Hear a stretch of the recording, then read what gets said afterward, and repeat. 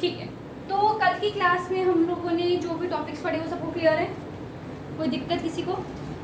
ठीक है, सो आज की क्लास में we'll be talking about separation techniques.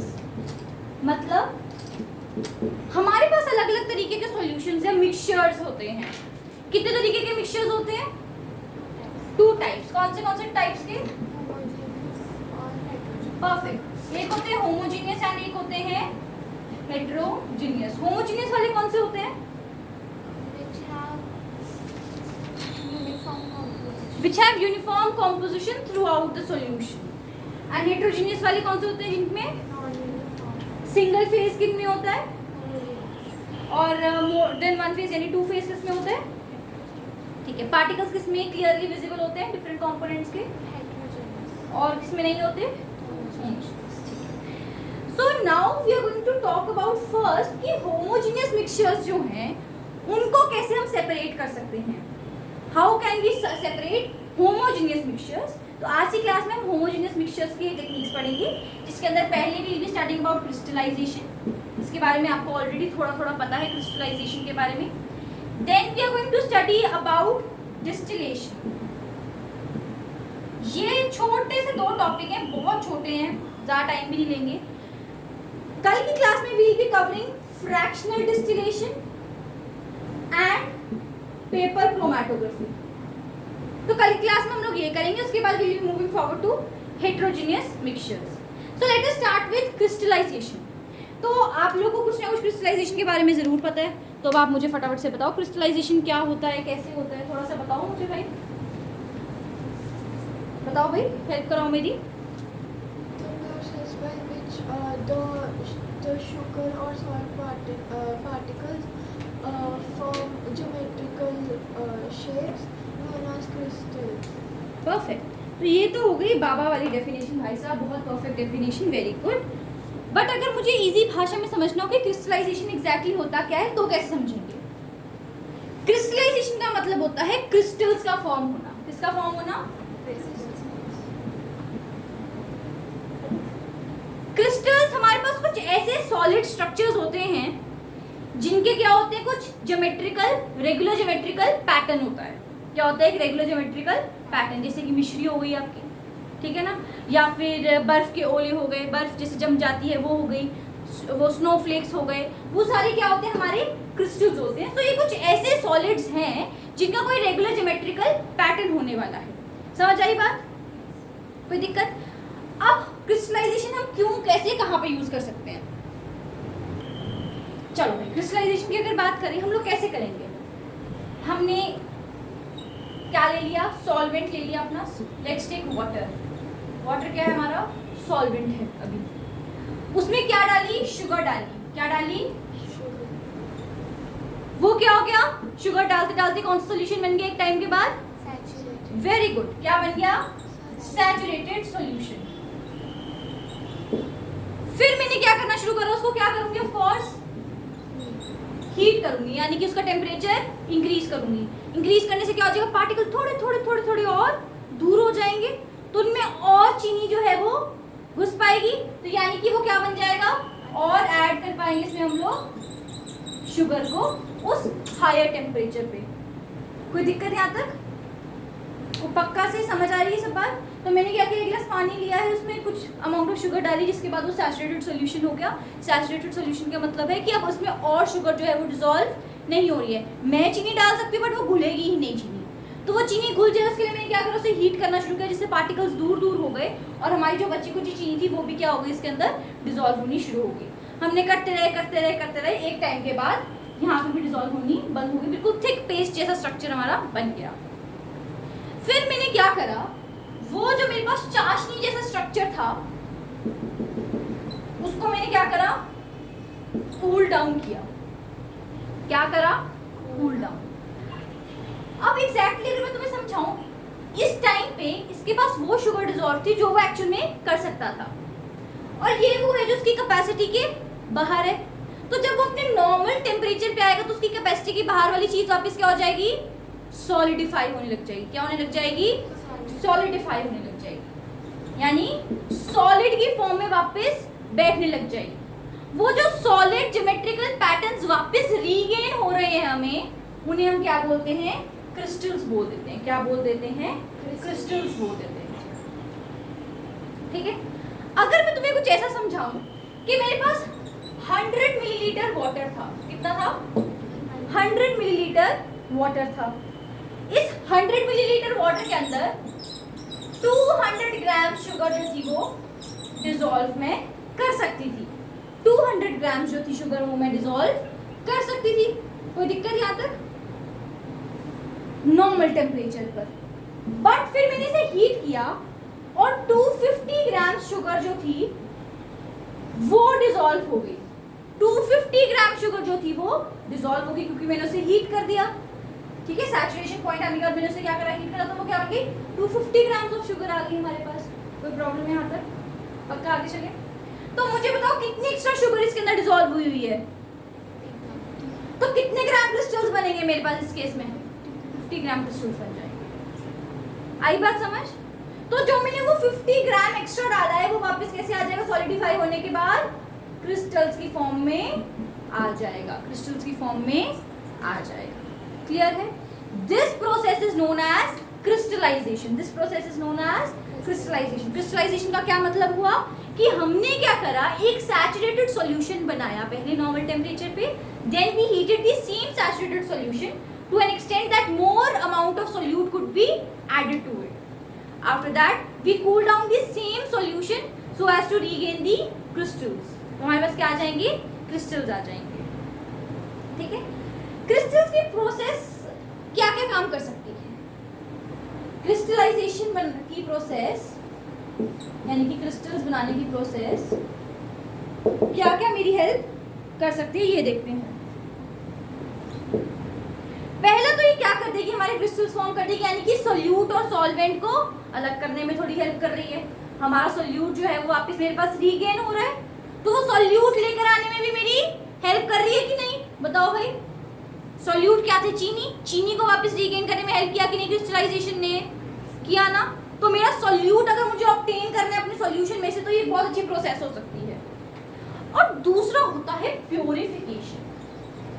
दूसरा क्या होता है? प्योरिफिकेशन। मैम ये प्योरिफिकेशन कैसे कर सकती है? तुम्हें ना एक क्वेश्चन पूछा, मैंने सोचो कि इवेपोरेशन और क्रिस्टलाइजेशन में क्या एग्जैक्टली फर्क होने वाला है? पहला फर्क तो होगा कि क्रिस्टलाइजेशन में मैं टेम्परेचर दे रही हूँ और इवेपोरेशन में वो सराउंडिंग से टेम्परेचर लेकर काम कर रहा है। इवेपोरेशन कंपैरेटिवली स्लोअर प्रोसेस होगा, क्रिस्टलाइजेशन कंपैरेटिवली फास्टर प्रोसेस होगा।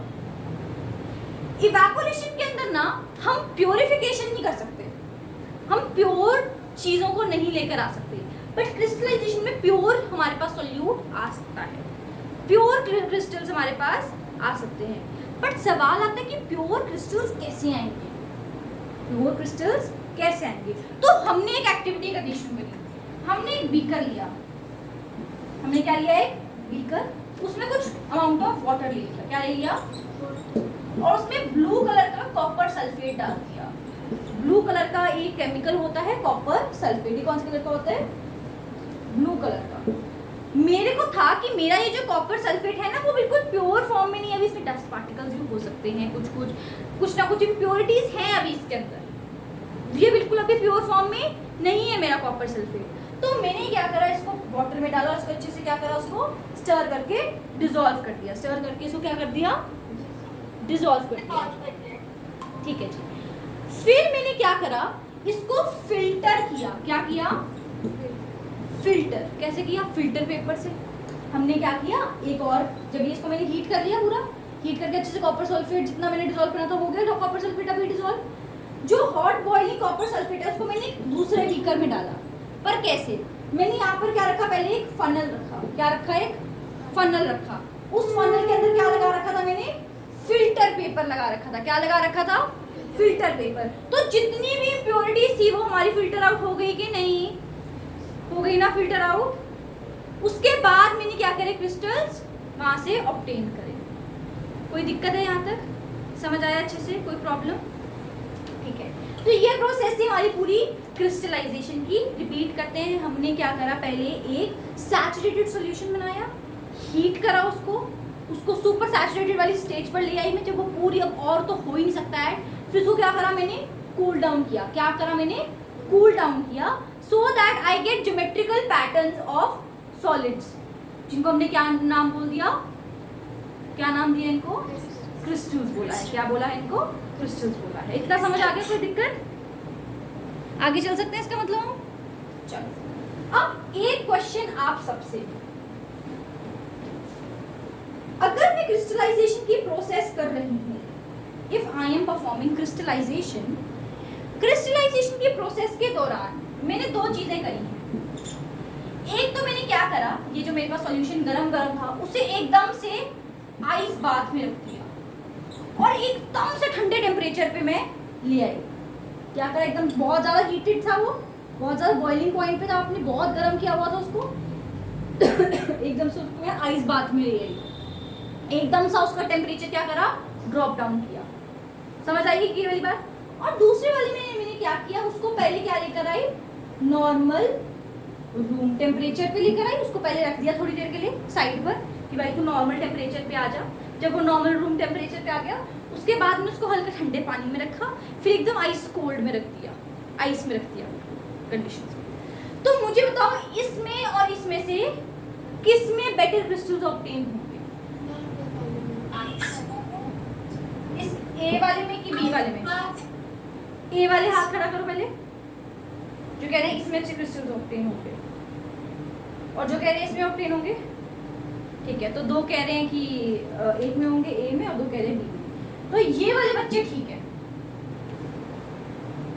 हमारे क्रिस्टल्स जो हैं वो बी में अच्छे ऑब्टेन होंगे, larger crystals will be formed, बड़े बड़े क्रिस्टल्स हमारे पास फॉर्म होंगे, जबकि इस केस में क्रिस्टल जो है उनको पाउडरी फॉर्म में हो सकते हैं, इतने अच्छे से उनकी क्वांटिटी ऑब्टेन नहीं होगी और हो सकता है कि वेस्टेज भी हो जाए इस केस में। अब अगर इसको थोड़ा फिलोसफिकल लैंग्वेज में समझना चाहें तो हमने वो सुना है सहज पके सो मीठा होए। तो जब वो धीरे धीरे धीरे अपने टेम्परेचर पे आ रहा है, so the crystals are getting time to settle down. हमारे पास इस केस में क्या हो रहा है, उसके पास टाइम गैप ज्यादा है कि वो धीरे धीरे धीरे धीरे सेटल डाउन कर सके। अब सोचो तुम आज क्लास में आए, मैं तुम्हें पढ़ाया और मैंने कहा कल तुम्हारा टेस्ट ले लूंगी, तुम तब बेटर परफॉर्म कर पाओगे, या फिर तुम आए हो, मैंने कहा बेटा आज हम पढ़ेंगे, कल हम इसको रिवाइज करेंगे, उसके बाद एक टेस्ट होगा, उसके बाद फिर एक ग्रैंड टेस्ट होगा जिसमें इंक्लूड हो जाएगा चैप्टर, तो किसमें तुम्हारी परफॉर्मेंस की इंप्रूवमेंट के चांसेस ज्यादा हो जाते हैं? जिसमें हम लोगों ने ज्यादा स्टेजेस ली हैं, क्योंकि क्या होता है, ज्यादा टाइम मिल जाता है हमारे रेगुलर ज्योमेट्रिकल पैटर्न्स को सेटल डाउन होने में। हमारे पैटर्न्स को फॉर्म होने के लिए पूरा पूरा क्या मिल जाता है, टाइम मिल जाता है। इसीलिए नॉर्मल रूम टेम्परेचर पे आके फिर उसको ठंडा करने से बेटर हमारे पास रिजल्ट जो होंगे वो ऑब्टेन होंगे, एज कंपेयर टू ऐसे केस में जब मैंने एकदम से टेम्परेचर जो है वो डाउन कर दिया है, क्योंकि क्रिस्टल्स को कोई टाइम ही नहीं मिला सेटल होने के लिए, तो वो अपने सही पैटर्न्स ऑब्टेन नहीं कर पाएंगे। जिन पैटर्न्स में उन्होंने एक्चुअल में आना था उन पैटर्न्स में वो आ ही नहीं पाएंगे।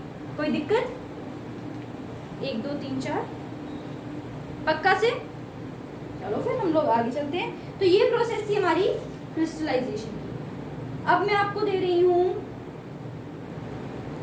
अच्छा नहीं, एक चीज और कर लेते हैं इसमें से। इसमें एग्जैक्टली सेम क्वेश्चन पूछा गया है, ऐसा ही आपको जो पॉन्डर अपॉन वाले क्वेश्चंस होते हैं या थिंक एज अ साइंटिस्ट वाले क्वेश्चन होते हैं, उनमें ऐसे ही क्वेश्चन है। पहला क्वेश्चन है, if a hot saturated solution of copper sulphate is cooled rapidly in ice cold water, smaller and less well formed crystals will be obtained than if it is cooled down slowly at room temperature. How would you design and perform an experiment to have this hypothesis? तो उसने कहा आप इसको कैसे test करोगे? कैसे test करेंगे? Copper sulphate ले लो, चीनी ले लो, कुछ ना करो, चीनी ले लो, उसको जैसे सैचुरेटेड सॉल्यूशन बनाओ, हीट करो, सुपर सैचुरेटेड बना दो उसको, डन। फिर एकदम से उसको फ्रीजर वाले टेम्परेचर रख ले आओ, ठीक है, एकदम से उसको फ्रीजर वाले टेम्परेचर पर ले आओ, और दूसरे वाले को पहले रूम टेम्परेचर पे रखो और फिर धीरे धीरे धीरे करके ठंडा करो। आप देख लोगे कि एक में क्रिस्टल्स बहुत बेटर फॉर्म हो रहे हैं और एक में क्रिस्टल्स इतने अच्छे फॉर्म नहीं हो रहे। तो हम इस तरह से इसको एक्सपेरिमेंट कर सकते हैं और हमने रीजन भी बता दिया, क्योंकि जितना ज़्यादा टाइम मिलेगा उसको वो उतना बेटर पैटर्न जो है वो सेट हो पाएंगे अपनी ज्योमेट्री में। ठीक है जी, आगे चल सकते हैं। ठीक है, नेक्स्ट है, will there be any change in the size of common salt crystals if the rate of evaporation is increased और डिक्रीज्ड। बताओ भाई, अगर मैंने रेट ऑफ इवेपोरेशन एकदम से इंक्रीज कर दिया तो सॉल्ट के क्रिस्टल्स में फर्क आएगा साइज में? अगर सोचो मैं क्या कर रही हूँ, अब मैंने क्रिस्टलाइजेशन की जगह इवेपोरेशन की बात करने लग गई। मैंने बोला मैं इवेपोरेशन में ऐसा कर देती हूँ कि मैं एकदम से टेम्परेचर इंक्रीज कर देती हूँ। ठीक है, मैंने इवेपोरेशन में एकदम से टेम्परेचर इंक्रीज करती है और एक नॉर्मल रेट पे इवेपोरेशन हुई थी। किस में ज्यादा बड़े क्रिस्टल्स फॉर्म होंगे सॉल्ट में? नॉर्मल वाली इवेपोरेशन। ठीक है, अगेन वही ज्योमेट्री वाली बात। आगे बात समझ, आपको कॉन्सेप्ट सबको समझ आया? कोई प्रॉब्लम तो नहीं इस कॉन्सेप्ट के अंदर? आगे चल सकते हैं। मैम ज्यादा हीट वाले में कम क्रिस्टल्स फॉर्म होंगे या छोटे होंगे? कम छोटे होंगे बेटे, छोटे होंगे बिल्कुल, क्योंकि वो अपनी ज्योमेट्री में नहीं बैठ पा रहे। और हाँ, ऐसा हो सकता है कि ड्यूरिंग एकदम से एक्सेसिव हीटिंग हमारे पास कुछ मास का लॉस हो जाए। लॉस एग्जैक्टली ऐसा नहीं होगा, वो कुछ हो सकता है जल जाए, कुछ मास हो सकता है वो एकदम से क्रिस्टल्स की फॉर्म में आ ही ना पाए इतनी एकदम से टेम्परेचर पे, इस तरह से हो सकता है। ठीक है, अब बात करते हैं कि हम लोग सॉल्ट कैसे बनाते हैं। बताओ भाई, सॉल्ट वाला पेज नंबर 79 पे लिखा हुआ है, पर आप बताओ सॉल्ट कैसे ऑब्टेन होता है हम लोगों को? सी वाटर से होता है। Very good. सी वाटर से कैसे होता है सॉल्ट ऑब्टेन? इवेपोरेशन या क्रिस्टलाइजेशन? एक बच्चा कह रहा है इवेपोरेशन, एक बच्चा कह रहा है क्रिस्टलाइजेशन। बताओ भाई कौन से? इवेपोरेट करके क्रिस्टलाइज कर देते हैं। हाँ, हम पहले इवेपोरेशन की प्रोसेस उसमें करते हैं। हम क्या करते हैं, सी वाटर लेते हैं जिसके अंदर ऑलरेडी सॉल्ट प्रेजेंट होता है, उसको लार्ज स्केल पे बड़े बड़े कंटेनर्स के अंदर, क्योंकि सरफेस एरिया इंक्रीज होगा तो इवेपोरेशन का रेट भी इंक्रीज हो जाएगा, ज़्यादा इवेपोरेशन होगी। तो हम लोगों ने क्या किया कि उसको बड़े बड़े कंटेनर्स में डाल दिया एंड उसके अंदर हमारे क्या होने लग गई, इवेपोरेशन होती गई होती गई होती गई, और जिससे हम लोग के पास सी वाटर से सॉल्ट ऑब्टेन होने लग जाएगा। ठीक है, चलो ये हो गया हम लोग का टॉपिक किसका? क्रिस्टलाइजेशन का। किसका टॉपिक हो गया हमारा कंप्लीट? क्रिस्टलाइजेशन। अब बात करते हैं हम लोगों की डिस्टिलेशन। किसकी? डिस्टिलेशन। हमारी पहली प्रोसेस हमने पढ़ी, हमने क्या? अच्छा बताओ मुझे पहले टॉपिक क्या पढ़ रहे हैं हम लोग? Separating of which type of mixtures? Homogeneous mixtures. अगर मुझे होमोजेनियस मिक्सचर्स को क्या करना है, सेपरेट आउट करना है, तो मैं क्या यूज कर रही हूँ? पहली टेक्निक क्रिस्टलाइजेशन। दूसरी टेक्निक इज डिस्टिलेशन। दूसरी टेक्निक क्या है हमारे पास? डिस्टिलेशन के बारे में पढ़ते हैं। ठीक है, सो अब बात करते हैं कि हमारा दूसरा सेपरेशन प्रोसेस है, दैट इज डिस्टिलेशन। वो कब, कहाँ, कैसे यूज होता है और क्या प्रिंसिपल है उसका। ये हमारा डिस्टिलेशन का पूरा सेटअप रहता है। डिस्टिलेशन हमारे दो होमोजेनियस मिक्सचर्स को सेपरेट करने के लिए यूज हो सकता है। कैसे? दो होमोजेनियस मिक्सचर्स को या फिर सॉल्यूशंस को, जैसे कि वाटर प्लस अल्कोहल हो गया, वाटर प्लस एसीटोन हो गया, एंड वाटर एंड सॉल्ट को भी ये कर सकता है। तो मैम क्रिस्टलाइजेशन और डिस्टिलेशन के अंदर क्या ऐसा बड़ा फर्क है? देखो, सबसे पहला बड़ा फर्क तो ये होता है कि क्रिस्टलाइजेशन के अंदर आपके पास सॉल्यूट ऑब्टेन हो पाता है क्लियरली। ठीक है ना, सॉल्वेंट इतने अच्छे से ऑब्टेन नहीं हो पाता। क्रिस्टल की फॉर्म में से सॉल्यूट रहता है आपके पास, सॉल्वेंट तो क्या रहता है? इवेपोरेट हो जाता है ना। बट डिस्टिलेशन एक ऐसी प्रोसेस है जिसमें सॉल्यूट और सॉल्वेंट दोनों को मैं क्या कर सकती हूँ? अलग कर सकती हूँ। क्या कर सकती हूँ? और प्योरीफाई भी कर सकती हूँ। प्योरिफिकेशन तो है ही है इसके अंदर। ठीक है, डन। अब बात करते हैं किस प्रिंसिपल पे काम कर रहा है। प्रिंसिपल से पहले बोलूँ तो जैसे कि उसके अंदर क्या थे, हमारे पास यूजुअली क्रिस्टल्स ही ऑब्टेन हो पाते हैं, बट इसमें ऐसा नहीं, इसमें क्रिस्टल्स की फॉर्म में नहीं भी होगा। ये दोनों लिक्विड, जैसे वाटर और अल्कोहल दोनों क्या है? लिक्विड्स हैं, तो इन्हें भी मैं क्या कर सकती हूँ? सेपरेट कर सकती हूँ।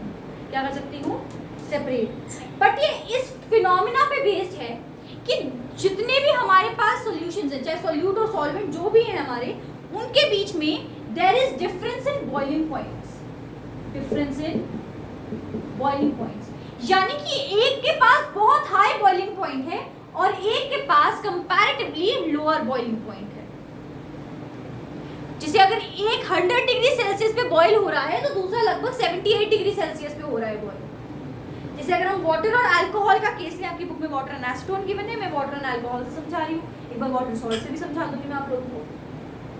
तो वाटर और अल्कोहल में अगर मैं बात करूं तो वाटर का जो बॉइलिंग पॉइंट होता है that is 100 degree Celsius, that is 100 degree Celsius, but alcohol का it is approximately 78 degree Celsius, exact नहीं बट अप्रोक्सीमेटली 78 डिग्री सेल्सियस होता है। तो देखो दोनों में डिफरेंस बहुत है बॉइलिंग पॉइंट का। तो सोचो मैंने लिया, पहले से एक सेटअप समझते हैं क्या सेटअप रहता है। हमारे पास एक ऐसा क्लैंप स्टैंड रहता है जिसे हम स्टैंड कहते हैं पूरा पूरा। अब ये जो स्टैंड है हमारा, इससे हम लोगों ने क्या करते हैं, ग्रिप बनाते हैं इसकी फ्लास्क की, ताकि नहीं तो ये फ्लास्क गिर जाएगा, अगर का हीट हुआ कुछ होता है क्या हो जाएगा, हाथ लगते ही गिर जाएगा नीचे। तो हमने क्या करा, ये क्या लिया, एक फ्लास्क लिया जिसे हम बोलते हैं डिस्टिलेशन फ्लास्क। क्या बोलते हैं, डिस्टिलेशन फ्लास्क। इस डिस्टिलेशन फ्लास्क के अंदर हमने क्या डाला, दिया होता है अपना मिक्सचर डाला होता है। अभी मैंने कौन सा मिक्सचर ले रही हूँ, वाटर प्लस अल्कोहल। तो मैंने अल्कोहल और वाटर का एक मिक्सचर इसके अंदर डाल दिया, इसके अंदर डिस्टिलेशन फ्लास्क के अंदर, और इसे क्लैंप स्टैंड के साथ पूरा अच्छे से लॉक कर दिया यहाँ पे ताकि ये गिरे ना। और ऊपर मैंने क्या लगा दिया, कॉर्क जैसा स्ट्रक्चर लगा दिया। ये कॉर्क जैसा स्ट्रक्चर क्या एग्जैक्टली करता है कि कोई भी वेपर्स जो है वो बाहर नहीं जाते। नहीं तो क्या होता, जितने भी वेपर्स होते हैं वो बाहर चले जाते ना भाई। यही तो प्रॉब्लम आई थी हम लोगों को क्रिस्टलाइजेशन में। क्रिस्टलाइजेशन की प्रॉब्लम ही ये थी कि सारा का सारा सॉल्वेंट क्या होता था, इवेपोरेट होकर बाहर निकल जाता था। अब हमने इवेपोरेट नहीं होकर बाहर नहीं निकलने दिया उसको, ठीक है। हमने क्या करा, इसके अंदर थर्मामीटर लगा दिया है। क्या लगा दिया साथ में, थर्मामीटर। थर्मामीटर क्यों लगाया है हमने, एग्जैक्टली ये समझते हैं, ताकि हम टेम्परेचर पता लगा सकें, टेम्परेचर मेंटेन करके रख सकें। अब यही ना होना कि मुझे पता ही नहीं चल रहा, मैं इतनी खो गई और मैंने सीधा क्या कर दिया, 150 डिग्री पे ले गई और सब कुछ खत्म हो गया। 78 वाला भी और 100 वाला दोनों बॉयल होके खत्म हो गए, गड़बड़ हो जाएगी ना। तो मुझे ऐसा मेंटेन करना कि 82 तक लास्ट मेंटेन करके रखूंगी या 85 तक लास्ट मेंटेन कर सकती हूँ। मुझे वाटर के बॉइलिंग पॉइंट तक नहीं जाना है बिल्कुल, मुझे ये ध्यान रखना है। तो वो बॉइलिंग पॉइंट का ध्यान कैसे रखूंगी, मुझे कब तक हीट करना है, कब हीटिंग स्टार्ट होनी चाहिए, कितनी तक हीटिंग होनी चाहिए, वो मेरा थर्मामीटर मुझे गाइड कर देगा, ठीक है। इतना समझ आया। अब इसकी प्रोसेस को, इतने पार्ट को हमने समझा। जैसे हमने क्या बोला, डिस्टिलेशन फ्लास्क है, उस डिस्टिलेशन फ्लास्क के अंदर हमने क्या रखा है, अपना मिक्सचर रखा है। नीचे हमने एक वायर गॉज रखी है, जैसे जो छल्ली भूनते हैं उसके नीचे वो जाली लगी होती है ना, छल्ली भूनने वाली, या हमारी जो खिड़कियाँ होती हैं, खिड़कियों के अंदर वो जाली लगी होती है। वो जाली क्या होती है, जो क्रिस क्रॉस वाली ऐसी जाली होती है ना, उस मेश को, उस जाली को हम लोग क्या बोलते हैं, वायर गॉज, ठीक है। वो वायर गॉज हम लोगों ने यहाँ पे रखा, एक स्टैंड के ऊपर हमने लगाया उसको। सबसे पहले देखो ऐसे लगता है ना, ऐसे स्टैंड होता है हमारे पास, ठीक है। उसके ऊपर हम लोग वायर गॉज रख देते हैं, अपनी वो जाली रख देते हैं, और नीचे से हमने क्या रख दिया, बंसन बर्नर रख दिया। हम स्पिरिट लैम्प भी रख सकते हैं, हम कोई भी गैस पाइप को कनेक्ट करके यहाँ पे बस हमने क्या लेनी है, हीट देने का काम करना है। देन इतना सेटअप समझ आया। तो हमने इसमें क्या डाला हुआ है, मिक्सचर डाला हुआ है, ऊपर थर्मामीटर भी लगा दिया और यहाँ पर क्या लगा दिया, अपनी कॉर्क जैसे स्ट्रक्चर लगा दिया ताकि इवेपोरेट होकर बाहर निकले। फिर हमने इसको क्या करना शुरू किया, हीट करना शुरू किया। क्या करना शुरू करा, तो ये हीट हुआ हुआ हुआ हुआ। जब ये 78 डिग्री सेल्सियस पे पहुंच जाए तो क्या होने लग गया, हमारा अल्कोहल जो था वो बॉईल होके किस फॉर्म में बनने लग गया, वेपर की फॉर्म। अब देखो इसमें क्या था, अल्कोहल एंड वाटर दोनों थे, बट मेरा सिर्फ क्या अभी बॉईल हो रहा है, अल्कोहल। क्या बॉईल हो रहा है, तो अल्कोहल जैसे ही बॉईल हो तो वो वेपर की फॉर्म में ऊपर ऊपर ऊपर ऊपर राइज होने लग गया, ऊपर होके राइज होने लग गया। तो पहली प्रोसेस हमने क्या करी, वेपर फॉर्मेशन। क्या करी, वेपर फॉर्मेशन कर दी, वेपर्स बना दी हमने, ठीक है। बच्चे माइक ऑफ कर लो। सबसे पहले हमने क्या करा, वेपर फॉर्मेशन करी। डन। वेपर फॉर्मेशन के बाद क्या हो, अब ये वेपर्स, अच्छा तुम्हें वो सिखाया कि इवेपोरेशन, प्रेसिपिटेशन, कंडेंसेशन। कंडेंसेशन का मतलब क्या होता है मुझे समझाओ, तो एक जगह जब वाटर वेपर कोई चीज़ को टच करते हैं तो वो ड्रॉप्स वेपर्स ठंडे होके जब वाटर ड्रॉपलेट्स बन जाते हैं, तो वेपर्स जब मेरे को वेपर वाली फॉर्म को यानी गैशियस फॉर्म को लिक्विड फॉर्म में लेकर आना होता है तो वो क्या कर सकते हैं, उसको कूल डाउन कर देते हैं। क्या कर देते हैं, so the process of conversion of vapours into liquid is known as condensation. क्या बोलते हैं इसको, कंडेंसेशन। पढ़ा है ना हम लोगों ने। हमारे पास सारा क्या होता है, वाटर इवेपोरेट होता है अर्थ से, हमारे रिवर से, हमारे ओशन से, हमारे प्लांट्स में से, ट्रांसपिरेशन से क्या होता है, सारा वाटर वेपर की फॉर्म में बनता है। ऊपर क्या होता है, क्लाउड फॉर्मेशन टाइम पे कंडेंसेशन होती है, वेपर से क्या बन जाता है, वाटर बन जाता है लिक्विड फॉर्म में। वो क्या करता है, प्रेसिपिटेट, रेन की फॉर्म में नीचे आ जाता है। यही प्रोसेस रहती है वाटर साइकिल की, पड़ी हुई है। तो यानी कि हमने पहली प्रोसेस तो क्या कर ली, वेपर फॉर्मेशन, यही करी हमने वेपर फॉर्मेशन। हमने हीट दिया, लिक्विड जो था वो वेपर फॉर्म में आ गया। तो हमने क्या करा, एटलीस्ट इतना कर लिया कि यहाँ सिर्फ अब क्या रह जाएगा इस फ्लास्क के अंदर, वाटर रह जाएगा, सिर्फ क्या रह जाएगा, वाटर। और जितना भी अल्कोहल होगा वो क्या हो जाएगा, वेपर फॉर्म के अंदर आ जाएगा। हो गया थोड़ा सा सेपरेशन, थोड़ा सा काम किया था हमने सेपरेशन का, डन, इतना समझ आया। अब हमने क्या करा, उसको इस जगह से पास किया, ये वाली जगह से। इस जगह को हम कहते हैं कंडेंसर। क्या बोलते हैं, कंडेंसर। कंडेंसर अलग अलग तरीके के होते हैं, आपकी बुक में वाटर कंडेंसर गिवन है, हमारे पास एयर कंडेंसर भी होता है।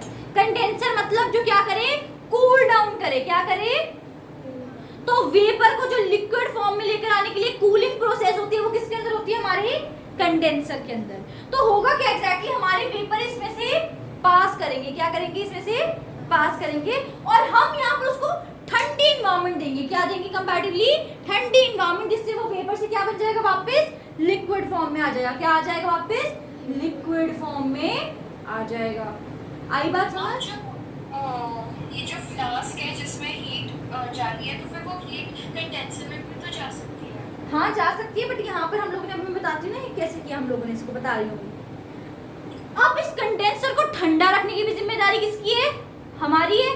तो हम इसे ठंडा कैसे रखते हैं, हमने बोला है वाटर कंडेंसर से। कैसे हम करते हैं, हम क्या करते हैं, यहाँ पर एक पाइप लगाते हैं, ये है वाटर इनलेट, ये है वाटर आउटलेट। यहाँ पे, यहाँ से क्या होता है, यहाँ पे ऐसे पाइप जुड़ी होती है पूरी, यहाँ से क्या होता है, ठंडा पानी आता है अंदर। यहाँ से क्या होता है, ठंडा पानी नॉन स्टॉप आ रहा है, यहाँ पे आ रहा है ठंडा पानी।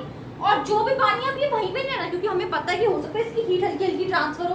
तो हम क्या कर रहे हैं, वाटर को चेंज करते जा रहे हैं। क्या करते जा रहे हैं, चेंज करते जा रहे हैं। देखो यहाँ से, जहाँ पे वाटर इनलेट है, यहाँ से वाटर इन गया, यहाँ से वाटर आउट हो रहा है। तो वाटर क्या कॉन्टिन्यूसली चेंज हो रहा है, वाटर क्या कॉन्टिन्यूसली चेंज होते जा रहे हैं सर्कुलेशन के टाइम पर।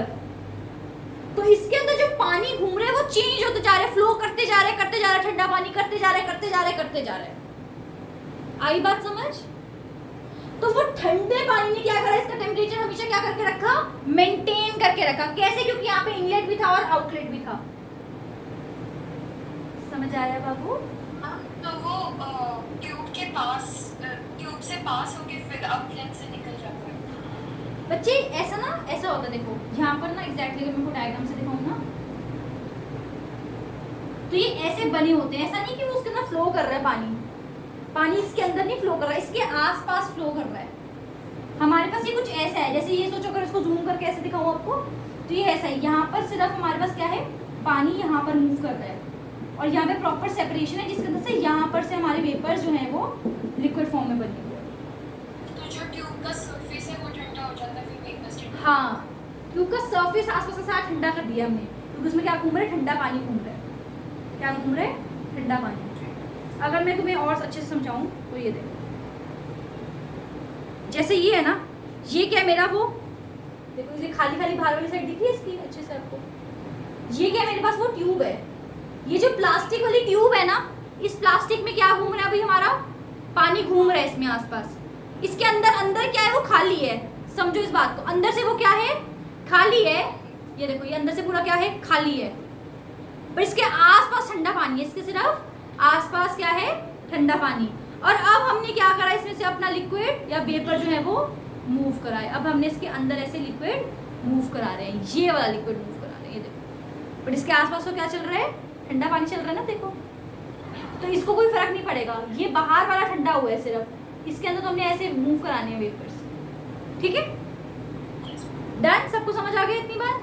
तो हमने क्या करा, इसको ठंडा कर दिया। तो ठंडा करने से वेपर्स इस फॉर्म में आ जाएंगे, वापस लिक्विड फॉर्म में। किसमें आ जाएंगे, लिक्विड फॉर्म में। तो हमने क्या किया, पहले लिक्विड लिया, लिक्विड से वेपर बनाया, वेपर से फिर लिक्विड बनाया। इस केस में हमने क्या किया, इवेपोरेशन करवाई है बॉइलिंग के थ्रू।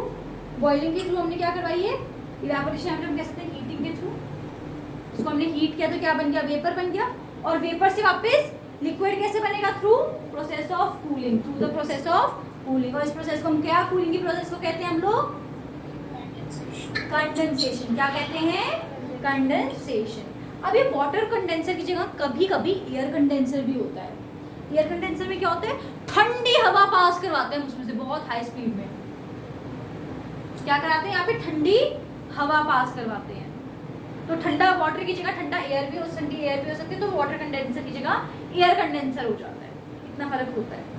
एनसीईआरटी में ऐसा मेंशन नहीं है, बट मैंने आपको नॉलेज के लिए बताया कि वाटर कंडेंसर की जगह कई बार हम लोग एयर कंडेंसर भी यूज़ करते हैं। जब मैंने ये प्रोसेस करी डिस्टिलेशन की, जब हम लोग एक्सपेरिमेंट करते हैं लैब्स के अंदर, तो मैंने ये करा हुआ है।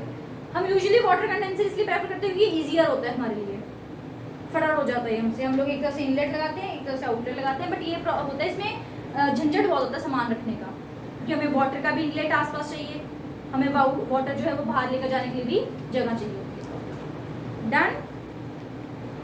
अब क्या हुआ? हमारे जो वेपर्स इसमें से पास करे करे करे करे करे और क्या बन गए? अब लिक्विड फॉर्म में आ गए कि नहीं आए? अब वो लिक्विड किस में आ गया? हमारा कोनिकल फ्लास्क के अंदर कलेक्ट होना शुरू हो गया। हमने इस पाइप को कहाँ पर लगा रखा था? हमारे फ्लास्क के अंदर। और फ्लास्क के अंदर क्या इकट्ठा होगा? बताओ इसको क्या कहेंगे? Water, distilled water, alcohol. क्या कहेंगे? अल्कोहल। ये क्या है मेरा? अल्कोहल। क्या है मेरा ये? तो वाटर इसमें रह गया, अल्कोहल इसमें आ गया। होगी सेपरेशन कंप्लीट? कोई दिक्कत? और इस अल्कोहल को, ये एनसीईआरटी में लिखा बट तुम्हें बता रही हूँ, तुम्हें इंपॉर्टेंट है जानना। इस अल्कोहल को जो ये हमें मिला है यहाँ पर जो कलेक्ट हुआ आफ्टर कंडेंसेशन, आफ्टर कंडेंसेशन जो भी लिक्विड कलेक्ट होता है उसे हम कहते हैं डिस्टिलेट।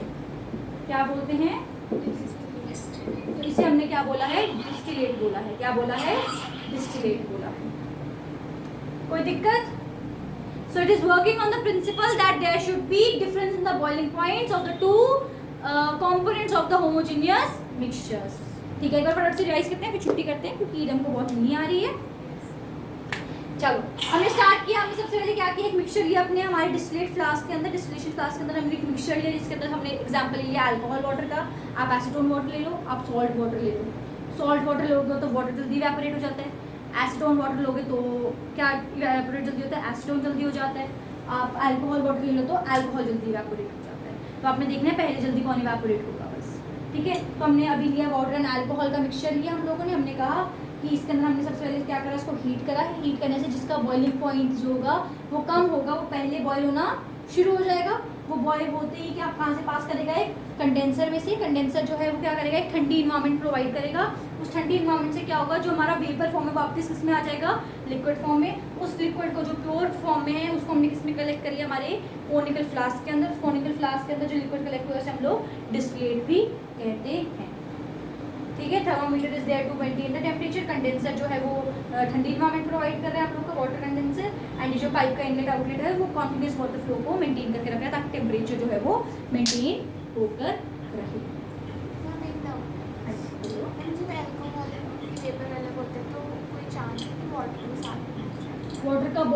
वाटर का इवेपोरेट होना शुरू होगा 100 पे। वो कितने टोन लग गया? 78, 85 तक भी ले जाओगे तब भी वो गर्म हो जाएगा, बट वो वेपर के फॉर्म में नहीं आएगा, बॉयल नहीं होगा। वो बॉयल नहीं होगा वो। हम तो बॉइलिंग पॉइंट्स देखे ना। ठीक है जी, डन। बट इसी सवाल से हमारी नेक्स्ट क्लास जो है वो स्टार्ट होने वाली है। सोचो मेरे पास तो ऐसे लिक्विड्स हैं जैसे पेट्रोल और केरोसिन, पेट्रोल और डीजल, उनको मैंने मिक्स कर दिया। बट जब मैं ये प्रोसेस करने गई तो मुझे पता लगा कि उनके बॉइलिंग पॉइंट्स में तो ज़्यादा फर्क ही नहीं है। मैं हल्का सा भी टेम्परेचर मेंटेन ही नहीं कर पा रही, बहुत कम डिफरेंस है बॉइलिंग पॉइंट में। इधर देखो बॉइलिंग पॉइंट में कितना डिफरेंस था। मैं 78 से 85 भी ले जाती, 89 भी ले जाती, तब भी जाकर वाटर बॉयल ना होता मेरा वाटर बॉयल हो ही ना पाता, इतना बड़ा गैप था दोनों के बॉइलिंग पॉइंट्स में। बट अगर मेरे पास तो ऐसे लिक्विड्स आ जाएं जैसे कि पेट्रोल और डीजल, पेट्रोल और केरोसिन, डीजल केरोसिन, जिनके बॉइलिंग पॉइंट्स बहुत आसपास होते हैं, जिनमें कोई बहुत ही कम डिफरेंस होता है बॉइलिंग पॉइंट में, और उनका ये टेम्परेचर जिनमें हम मेंटेन नहीं कर सकते, उस केस में हम लोग सेपरेशन कैसे करेंगे? तो उस केस में हम एक एक्स्ट्रा इसमें कॉलम ऐड करते हैं और उस प्रोसेस को हम बोलते हैं फ्रैक्शनल डिस्टिलेशन। क्या बोलते हैं? Fractional distillation. समझ आया पक्का से? तो मैंने अभी तक क्या बोला कि डिस्टिलेशन तो हम तब कर रहे हैं जब हमारे पास डिफरेंस इन बॉइलिंग पॉइंट जो है कंपैरेटिवली लार्जर है, और मैं एक बॉइलिंग पॉइंट जब रीच करती हूँ तो दूसरे तक पहुंचने में मुझे बहुत टाइम लगने वाला है, इसीलिए वो उस टाइम पे वो वेपर बन के आराम से कंडेंस होके हमारे पास सेपरेट हो जाता है। बट अगर ऐसा हो जाए कि दोनों के बॉइलिंग पॉइंट्स बहुत ही ज्यादा पास हो और मैं टेम्परेचर मेंटेन चाह के भी नहीं कर पा रही हूँ डिफरेंस उनका, तो उस केस में सेपरेशन कैसे करेंगे? उसको हम कहते हैं फ्रैक्शनल डिस्टिलेशन। और कल की क्लास में लोग इसी से स्टार्ट करेंगे, ऑल अबाउट फ्रैक्शनल डिस्टिलेशन। आप लोगों की एनसीईआरटी में बहुत छोटे से कॉलम के अंदर बताया गया है, वैसे बॉक्स के अंदर, बट हम इसे डिटेल में ही पढ़ेंगे अच्छे से, ठीक है? और कल मोस्ट प्रॉब्ली हम अगर ये करके साथ में हम लोग पेपर क्रोमेटोग्राफी भी कर लेंगे, तो हमारा होमोजेनियस मिक्सचर से साइज सेपरेशन खत्म हो जाएगी।